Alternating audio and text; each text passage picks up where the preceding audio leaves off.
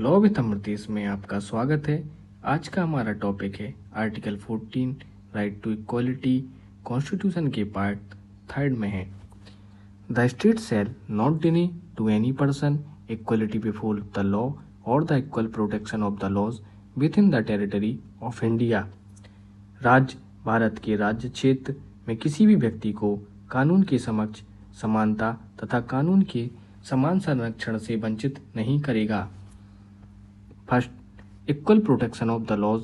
The concept of equal protection of the laws is taken from the 14th amendment of the constitution of the United State of America. कानून के समान संरक्षण की अवधारणा संयुक्त राज्य अमेरिका के संविधान के 14वें संशोधन से ली गई है। It's means that people in similar circumstances should be treated by the state and law। इसका अर्थ है कि समान परिस्थितियों में रहने वाले व्यक्तियों के साथ राज्य और कानून समान व्यवहार करेगा। यदि कोई वर्गीकरण किया जाता है तो वह युक्तिसंगत होना चाहिए, मनमाना नहीं। Second, equality before law. The concept of equality before law is taken from the English law United kingdom. कानून के समक्ष समानता की अवधारणा इंग्लैंड के कानून से ली गई है। It's mean that no person is above the law. It applies equality to all person whether high और लो, रिच और पुअर, ऑफिशियल और सिटीजन। इसका अर्थ है कोई भी व्यक्ति कानून से ऊपर नहीं है, चाहे वह अमीर हो या गरीब या उच्च पद पर हो या सामान्य नागरिक, सभी पर कानून समान रूप से लागू होता है। अब हम कुछ की पॉइंट्स देखते हैं आर्टिकल 14 के। First, article 14 is the heart of the right to equality. Article 14 is the foundation of the right to equality and protect every person from discrimination and arbitrary action.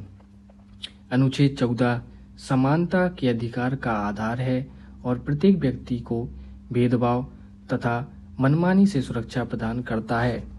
Second, it ensures fairness, justice and non-arbitrariness in state action. The state must act fairly, reasonably and without arbitrariness while making laws or taking administrative decision.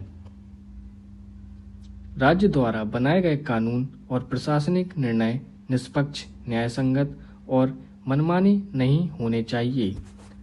Third, it allows reasonable classification based on intelligible differentiate and national nexus with the object of the law.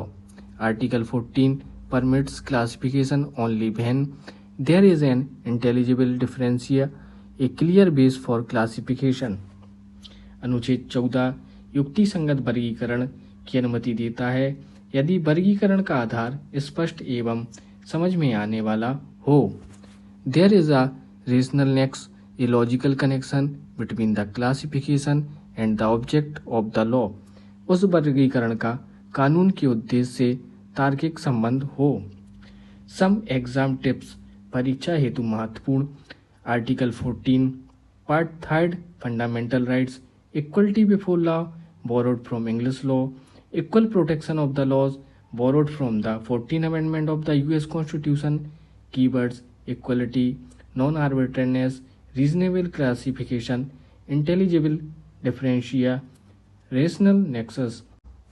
ऐसे ही महत्वपूर्ण topics के लिए law with Amritesh के साथ जुड़े रहें। Like करें, सब्सक्राइब करें, फॉलो करें। धन्यवाद। जय हिंद।